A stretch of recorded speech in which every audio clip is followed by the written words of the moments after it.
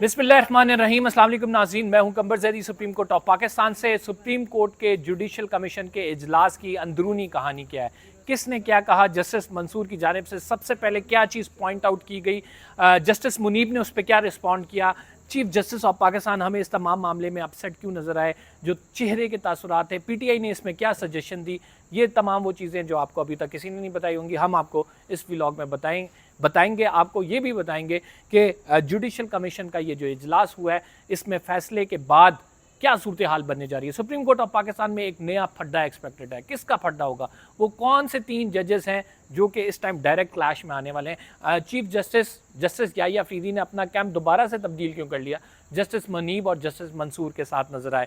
अगर आपने चैनल को सब्सक्राइब नहीं किया तो सब्सक्राइब ज़रूर कर लें, बेल का आइकन ज़रूर दबाएं, फेसबुक पे फॉलो करना ना भूलें। आज सुप्रीम जो जुडिशल कमीशन है, इसका इजलास हुआ। आपसे कुछ देर कबल रोशन खुर्शीद बरोचा, फारूक एचनाइक साहब यहाँ से गए हैं, साफियों ने उन्हें घेरा, कुछ सवालात पूछने की कोशिश की, कुछ के जवाबात दिए, कुछ के नहीं दिए, क्या कुछ बातें हुई, ये तमाम चीज़ें हम जो है वो आपके साथ डिस्कस करेंगे।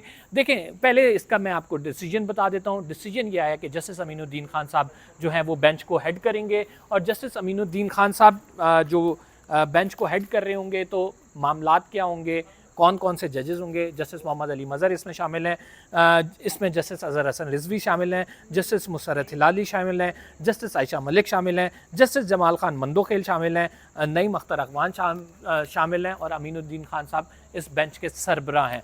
किसने किसके हक़ में वोट दिया, किसने किसके मुखालिफ वोट दिया, ये भी आपको बता देते हैं। इजलास जो है 2 बजे शुरू हुआ। 2 बजे जब ये इजलास शुरू हुआ तो सबसे पहले तिलावत के बाद जो जस्टिस मंसूर हैं उन्होंने कोरम पॉइंट आउट किया और कहा कि कोरम मुकम्मल नहीं है। लेकिन जस्टिस मुनीब की जानिब से कहा गया कि जो लॉ है उसमें लिखा हुआ है कि सुप्रीम जुडिशल काउंसिल की जो मीटिंग है वो जारी रह सकती है अगर कोरम का एज सच इसमें इतना मामला नहीं है। और उसके बाद फिर ये मीटिंग शुरू हुई। आपको पता है कि एक प्रेस रिलीज़ के ज़रिए भी इसकी वजाहत की गई थी और कहा गया था कि अगर कोई सुप्रीम जुडिशल कमीशन में कोई मेंबर नहीं आता तब भी इसकी कार्रवाई जारी रहेगी और इससे कोई फ़र्क नहीं पड़ेगा। तो उसके बाद क्या हुआ, उसके बाद तहरीक इंसाफ की जानिब से राय दी गई। तहरीक इंसाफ की राय जो है वो आप ये कह सकते हैं कि उन्होंने ये कहा कि सुप्रीम कोर्ट ऑफ पाकिस्तान में जितने भी जजेस हैं इनमें जो कॉन्स्टिट्यूशनल बेंचेस हैं इनको डिवाइड कर दिया जाए, यानी किसी भी बेंच के एक मखसूस ना किया जाए, कोई मखसूस जजेस ना सिर्फ सुने बल्कि मुख्तलिफ जो जजेस हैं उनकी रोटेशन पे लगा दिया जाए और वो इस केस को सुने और मुख्तलिफ बेंचेस बना दिए जाए, सिर्फ एक बेंच ना बनाया जाए। लेकिन इस जो तहरीक इंसाफ की सजेशन थी इस पर अमल दरामद नहीं हुआ क्या हुआ ये कि जस्टिस याहिया अफरीदी हमें इजलास में थोड़े से अपसेट नज़र आए। अब जस्टिस याहिया अफरीदी बज़ाहिर तो चीफ जस्टिस ऑफ पाकिस्तान है, लेकिन उनकी पावर्स एक हाई कोर्ट के जज और जो सिविल कोर्ट का जज है उतनी है। पावर्स असल हैं जस्टिस अमीनुद्दीन खान साहब के पास, क्योंकि वो उन तमाम जो केसेस हैं उनका फ़ैसला करेंगे जिन केसेस को आप ये कह सकते हैं कि जो मुल्क की तकदीर बदल लेंगे या मुल्क की तकदीर को आप ये कह सकते हैं कि सिमत का तयन कर सकते हैं उसकी।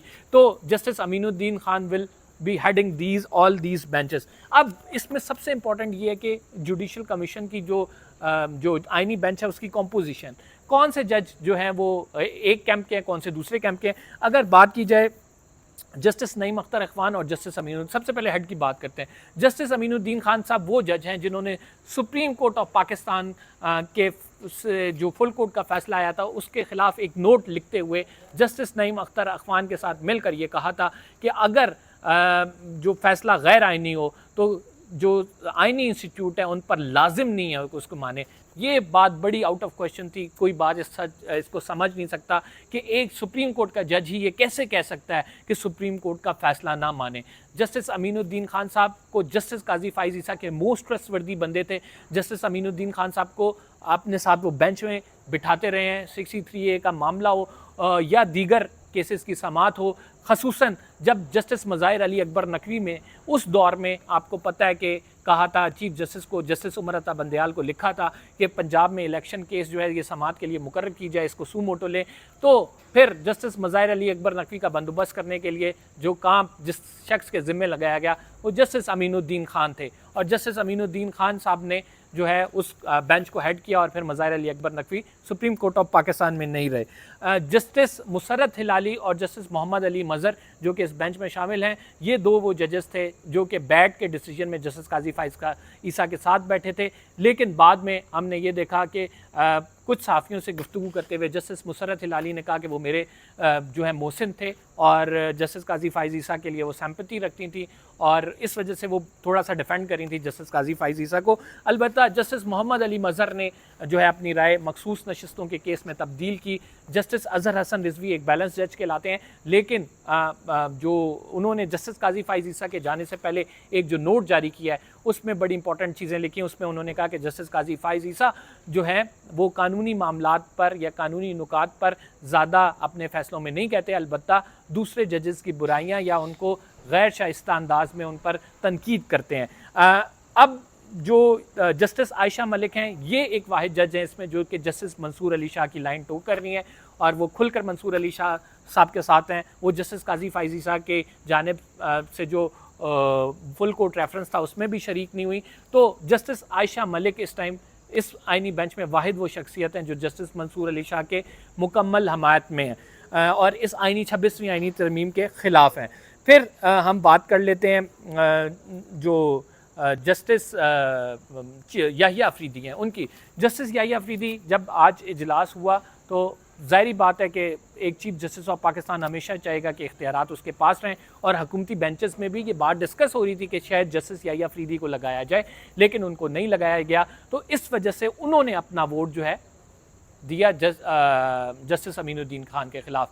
अब सुप्रीम कोर्ट के 3 सीनियर जजेस नाज़रीन वो हमें साइड लाइन होते नज़र आ रहे हैं। कौन? Chief justice of Pakistan justice Yahya Afridi, justice Mansoor and justice Muneeb Akhtar, और जूनियर जजेस जो हैं अब वो आइनी मामलात की तशरीह करेंगे।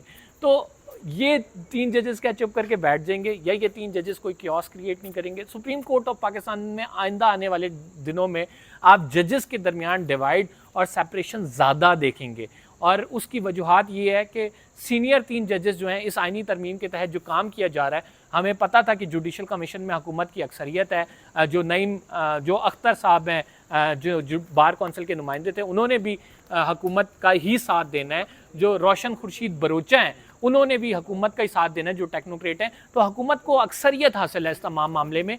तो अब ये देखें कि 34 जजेस हैं, 34 जजेस को लगाया जाएगा, इसी जुडिशल कमीशन ने लगाना है और ये आज उन्होंने अपनी मर्जी से अक्सरियत में थे तो फैसला कर लिया है। कौन से जजेस लाए जाएंगे वो जजेस अप्रोच करेंगे, डायरेक्ट किसी वकील को भी जज लगाया जा सकता है और 34 का फिगर दिया ही इस वजह से गया है कि एक पैरेलल सुप्रीम कोर्ट खड़ी कर दी जाए, इक्वेशन को बैलेंस कर दिया जाए। और इक्वेशन को बैलेंस करने का मतलब ही ये है कि आप फुल कोर्ट का अगर कोई फैसला फुल कोर्ट की तरफ जाए तो वो उसका मामला डिसाइड करना इतना आसान ना हो, क्योंकि अभी की सुप्रीम कोर्ट में जस्टिस मंसूर के हामी हमें ज़्यादा नज़र आते हैं। वो जजेस अब तो जस्टिस याहिया अफरीदी का वोट भी उस तरफ चला जाएगा कि 26वीं आइनी तरमीम को के ख़िलाफ़ हम ये कह सकते हैं कि जस्टिस याहिया अफरीदी भी वोट कर सकते हैं, क्योंकि अगर ये मामला फुल कोर्ट को रेफ़र होता है। इसी वजह से जस्टिस मंसूर और जस्टिस मुनीब ने जो लेटर कल पब्लिक किया उसमें उन्होंने 4 नवंबर को ये केस लगाने का कहा था और उन्होंने कहा था इससे पहले सुप्रीम कोर्ट ऑफ पाकिस्तान में मजीद इंडक्शन हो,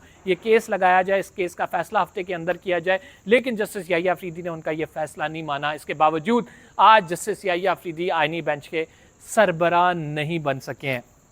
अच्छा, वेरी इंटरेस्टिंगली अब सुप्रीम कोर्ट ऑफ पाकिस्तान में कौन जो है वो जस्टिस जमाल खान मंदोखेल जो हैं वो सुप्रीम जुडिशल काउंसिल का हिस्सा बन जाएंगे अब सुप्रीम जुडिशल कमीशन का, क्योंकि जो जस्टिस अमीनुद्दीन खान है जो सीनियरिटी पे 4थे नंबर पे थे वो अब प्रिजाइडिंग जज बन गए हैं।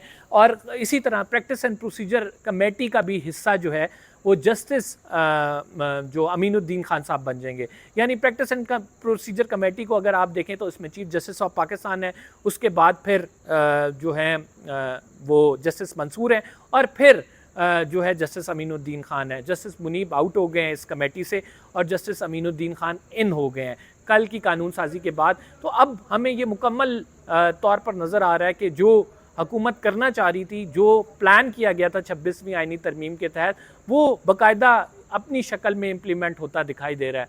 उसकी वजूहात क्या हैं कि सुप्रीम कोर्ट की पावर्स जो हैं वो आप ये कह सकते हैं कि ले ली गई हैं। सुप्रीम कोर्ट को एक मफलूज इदारा बना दिया गया है। यहाँ पे जो मुकदमात हैं उनकी समाअत एक मखसूस बेंच करेगा, उस बेंच में मखसूस लोग हैं, बेंच की कॉम्पोजिशन देख के पता लग जाता है कि कौन सा मामला किस तरफ जा रहा है। तो इस बेंच की कॉम्पोजिशन में आप ये कह सकते हैं कि अगर ज़्यादा हुआ तो 3 जजेस ऐसे हैं जो कि हमें ओपोजिशन की साइड लेते हुए या फिर किसी मामले में भी दूसरी साइड पे नज़र आएंगे। बाकी तमाम जजेस का माइंडसेट जो है वो एक तरह का है। तो ये बड़ा इम्पॉर्टेंट होता है। हुकूमत ने अपनी अक्सरियत रखी है, जजेस भी अपने लगाना चाहती है, सुप्रीम कोर्ट की पावर्स भी सुल्ब कर ली गई हैं। तो अब एक नया क्योस जो है वो जन्म ले रहा है और नया क्योस ये होगा कि जजेस में एक पैरेलल जुडिशल सिस्टम पे लड़ाई, इख्तियारात की लड़ाई, और वो इख्तियारात की लड़ाई सुप्रीम कोर्ट ऑफ पाकिस्तान में होगी। इसी वजह से हम ये कह रहे थे कि 26वीं आईनी तरमीम जो की गई है ये इंतहाई तबाहकुन है इस इदारे के लिए। और अब जो जजेस 3 जो लॉ पास किए गए हैं जिसमें आर्मी चीफ की मुद्दत मुलाजमत को बढ़ाया गया, जिसमें जजेस की तादाद को बढ़ाया गया, हाई कोर्ट के 12 जजेस कर दिए गए, वो किए ही इस वजह से गए हैं कि तमाम सिस्टम को अपने कंट्रोल में ले लिया जाए। अब आपको पता है कि कोई भी दरख्वास्त आएगी तो इसी आईनी बेंच के सामने आएगी, और कहाँ आएगी? सुप्रीम कोर्ट ऑफ पाकिस्तान से रिलीफ मिलते थे, और किस तरफ जाना है? और वो आईनी बेंच 26वीं आईनी तरमीम के तहत अपने ना सिर्फ कंट्रोल में ले लिया गया है बल्कि आइंदा आने वाले दिनों में भी। तो नाज़रीन, ये तमाम मामलात हैं सुप्रीम कोर्ट ऑफ पाकिस्तान से। जो खबरें थी हमने आपको बताई कि अंदर की खबर क्या थी। जो हम तक इत्तलात पहुंची हैं वो यही है कि चीफ जस्टिस इस मामले पर अपसेट हैं। जस्टिस मुनीब और जस्टिस मंसूर जो हैं अब क्या चीफ जस्टिस के साथ मिलकर कोई स्ट्रैटेजी तरतीब देंगे? सुप्रीम कोर्ट में अंदरूनी पॉलिटिक्स मज़ीद ज़्यादा होने जा रही है। जस्टिस अमीनुद्दीन खान साहब जो कुछ फ़ैसले करते आए हैं, जिस तरह से उनका एक बैकग्राउंड रहा है, उसका समर उन्हें मिलता दिखाई दिया हमें। और आईनी तरमीम का मामला जो है और आईनी तरमीम के ज़रिए सब कुछ अपने कंट्रोल में ले लिया गया। फ़िलहाल के लिए इतना ही। कंबर ज़ैदी को इजाज़त दीजिए। इंशाल्लाह अगले व्लॉग में आपसे मुलाकात होती है कुछ मज़ीद ख़बरों के साथ। अगर चैनल को सब्सक्राइब नहीं किया तो सब्सक्राइब ज़रूर कर लें, बेल का आइकन ज़रूर दबाएँ। अल्लाह निगहबान।